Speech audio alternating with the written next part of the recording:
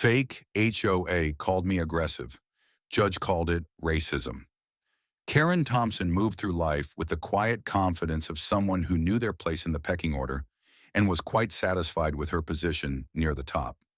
In the meticulously planned community of Willow Creek Estates, nestled far from the perceived chaos of the city, Karen was a queen in her own manicured kingdom. Her days were filled with the gentle rhythm of yoga classes, perfectly timed grocery runs in her luxury SUV, and the all-important business of maintaining the aesthetic integrity of Willow Creek as a member of the esteemed Homeowners Association. To Karen, standards were not suggestions.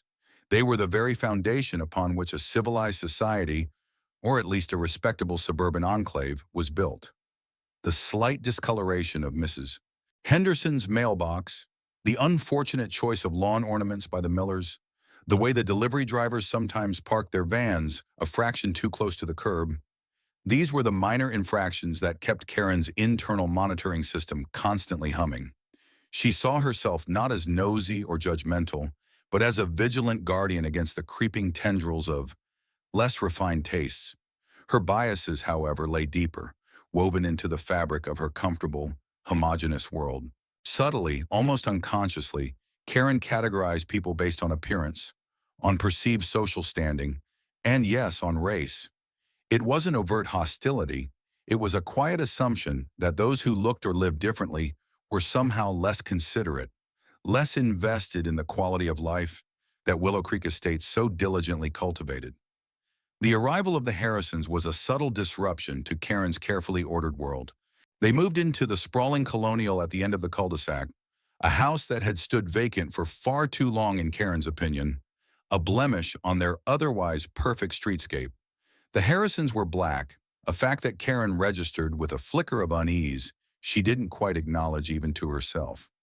The first weekend after the Harrisons moved in, the air in Willow Creek Estates was shattered, or so Karen perceived it, by the sounds of music and laughter, a barbecue. On a Saturday afternoon, the audacity! Karen peered through her pristine living room window, her perfectly applied lipstick forming a thin, disapproving line.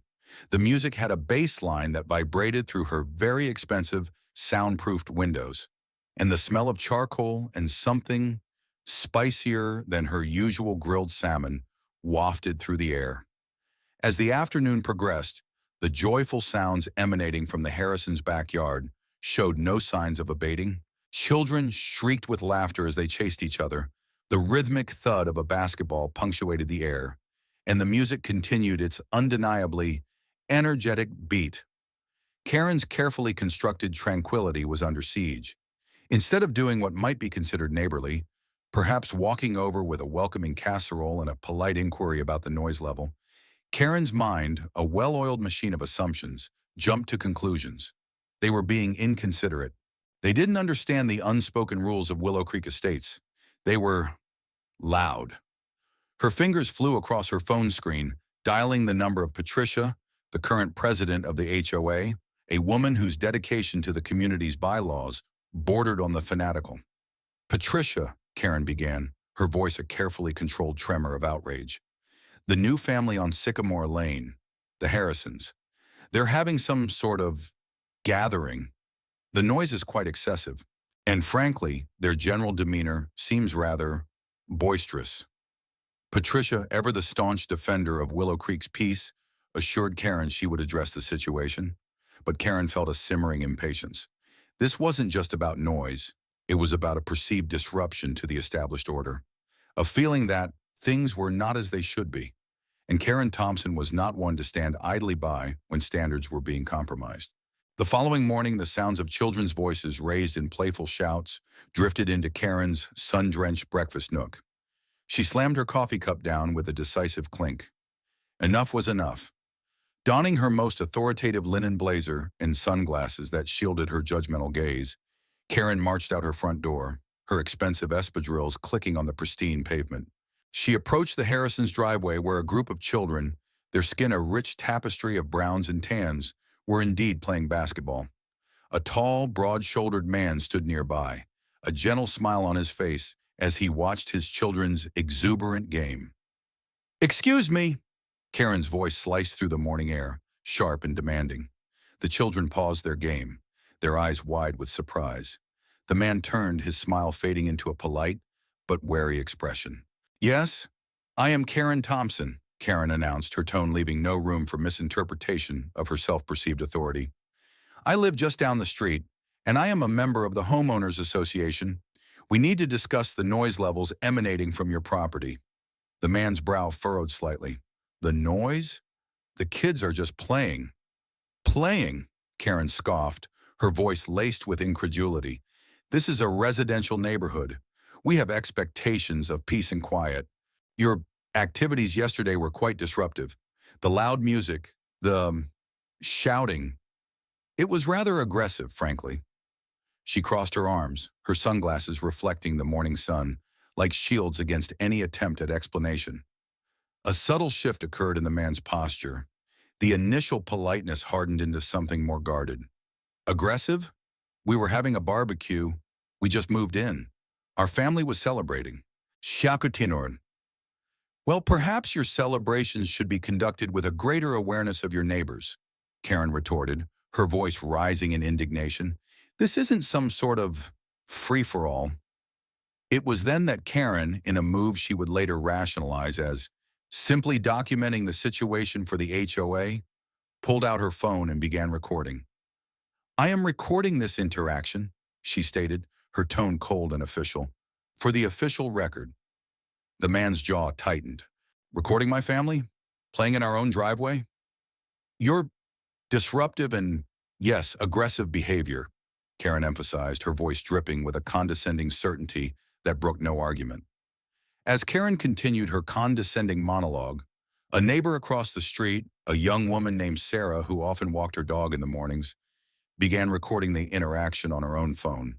Sarah's perspective captured not only Karen's accusatory words, but also her dismissive body language and the increasingly uncomfortable and bewildered expressions on the faces of the Harrison family.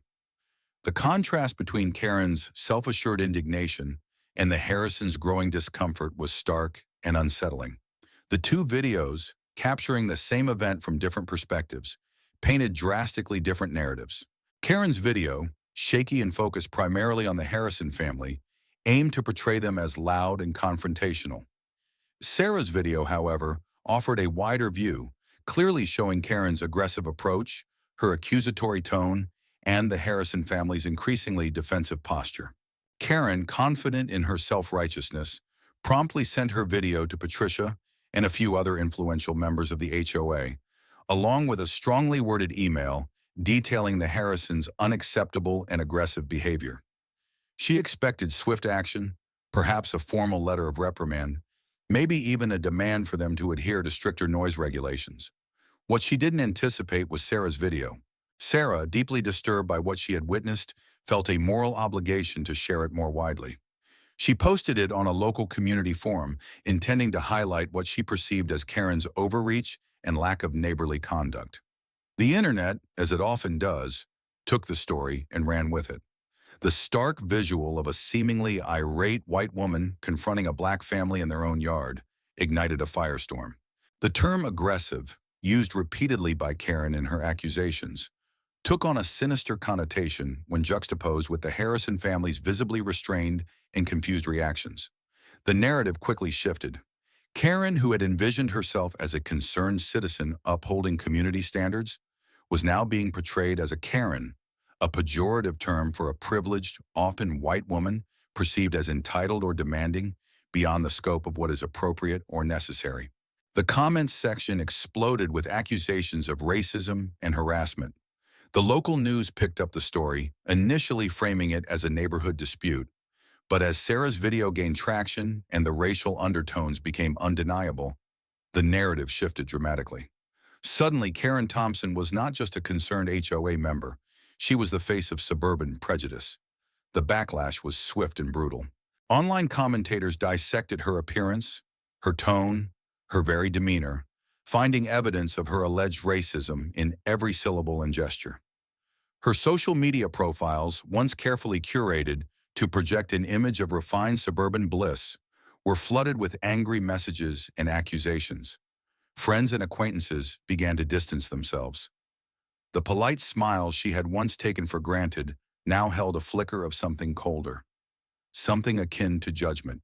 Invitations to neighborhood gatherings dried up. Even Patricia, the staunch HOA president, maintained a frosty silence. The real shockwave hit when the Harrisons, feeling publicly vilified and deeply wronged, announced their intention to file a civil lawsuit against Karen for harassment and defamation. Their lawyer, a well-known civil rights attorney, made it clear that they believed Karen's actions were motivated by racial bias. The lawsuit became a local sensation, then a national one. The videos were played repeatedly on news channels, the narrative carefully constructed to highlight the racial dynamics of the confrontation. Karen, once a respected member of her community, was now a pariah, her name synonymous with suburban prejudice. The trial was a grueling affair. Karen, pale and visibly shaken, took the stand, vehemently denying any racial animus. She insisted she was merely concerned about upholding community standards, about the noise levels, about maintaining the peace of Willow Creek Estates. But under the sharp questioning of the Harrisons' attorney, her carefully constructed facade began to crumble. Sarah, the neighbor who had filmed the incident, testified, her calm and measured account of Karen's aggressive demeanor and the Harrison family's bewildered reactions proving to be a powerful counter-narrative. The video evidence, particularly the stark contrast between Karen's accusatory tone and the Harrison family's attempts to de-escalate the situation, spoke volumes. Then came the shocking moment. As the trial drew to a close, the judge, a respected figure known for his even temperament and sharp intellect, delivered his verdict. He didn't mince words. After meticulously reviewing the evidence, including the videos and testimonies, he stated unequivocally that while Karen might not have consciously believed she was acting out of racial animus, her actions and her language betrayed an underlying bias. The term aggressive, as used by the defendant, the judge stated, his voice resonating through the silent courtroom, when directed at a black family engaged in ordinary, neighborly activities, carries a weight that cannot be ignored. The context, the manner, and the persistence of the defendant's behavior suggest a motivation beyond a simple concern for noise levels. This court finds that the defendant's actions constituted harassment and, regrettably, displayed elements of racially motivated aggression. The verdict sent shockwaves through the courtroom and the wider community. Karen sat in stunned silence, the weight of the judge's words crushing her. Racially motivated aggression? The label was a brand, searing itself onto her identity. The consequences of the verdict were immediate and devastating.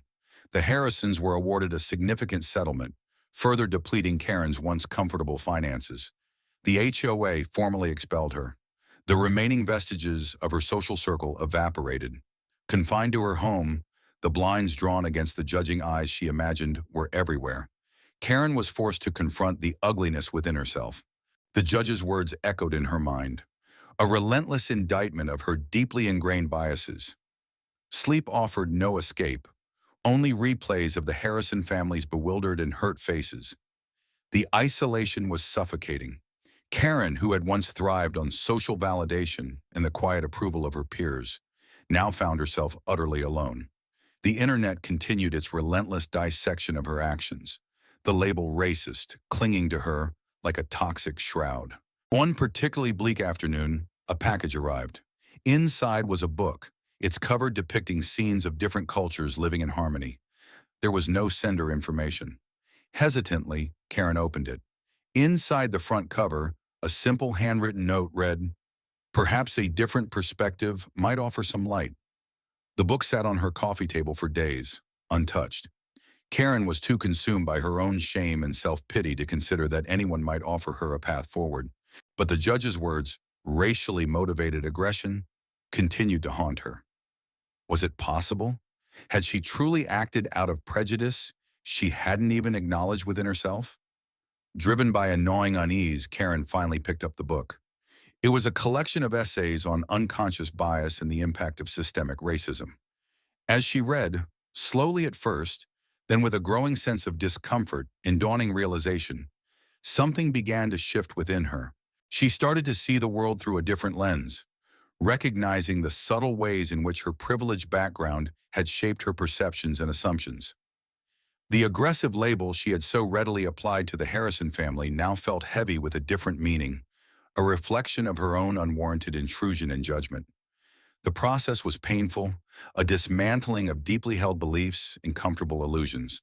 Karen began to examine her past interactions, recognizing instances where her biases might have subtly influenced her judgments.